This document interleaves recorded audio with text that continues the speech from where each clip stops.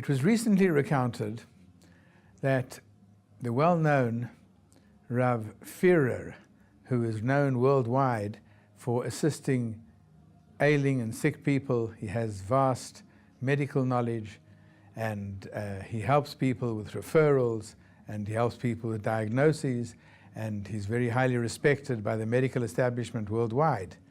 And he has an organization that advises, that helps people facing when people have the misfortune of having to struggle with medical issues of significance. Rav Führer is always one of the well-known addresses. And he has a fantastic organization. Rav Führer was one night at the Kotel with one of the big donors, a very wealthy individual, and they came late one night to the Kotel to pray Ma'ariv. And these two very dignified individuals, this great philanthropist and Rav Führer, this great Baal Chesed, they davened Ma'ariv at the Kotel. They couldn't help but noticing that a few meters away from them was a gentleman who was praying at the Kotel, but he was praying with such passion, and he was pouring with tears, and he was crying and praying, and something out of the ordinary. And Rav Führer and this fellow, this philanthropist, couldn't help but notice this. So they stepped back from him after they finished their tefillah.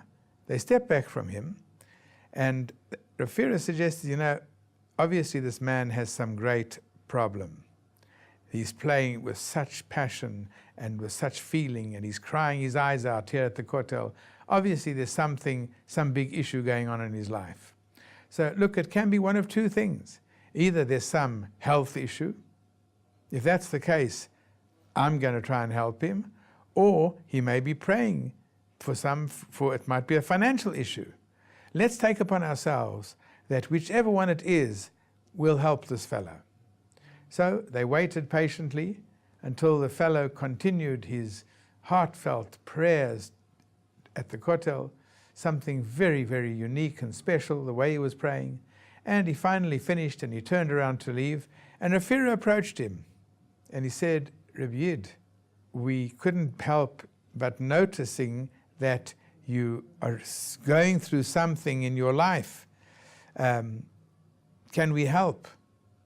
If there's something medical, I have vast medical experience and connections. If it's something financial, my colleague over here is a great philanthropist. How can we help you out of your real plight, because we saw the way you were crying?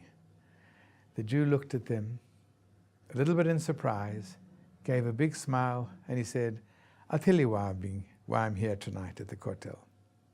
Last night, I married off successfully the last of my children.